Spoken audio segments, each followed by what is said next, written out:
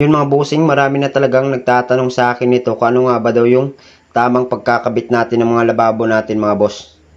Yan mga boss, kung nakikita nyo, bali yung diskarte ko dito sa pagkakabit is nakalubog po yung mismong lababo natin dito sa tiles mga bossing. Para mabilis po siya o madali lang siyang linisan mga boss ko.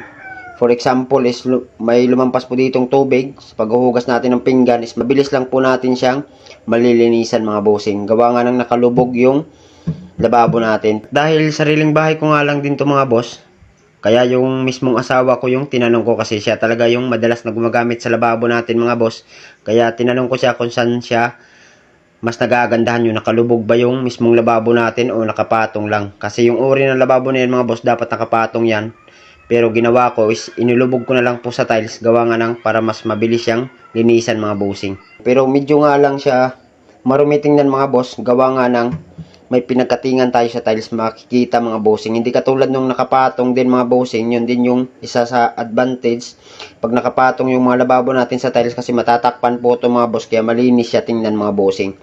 Pero mahirapan nga lang din mga bossing sa paglilinis, gawa nga ng nakapatong yung lababo natin doon sa tiles mga bossing. Kung kayo tatanungin ko mga bossing, saan nga ba yung mas maganda, yung katulad nito nakalubog o yung nakapatong yung lababo natin mga bossing?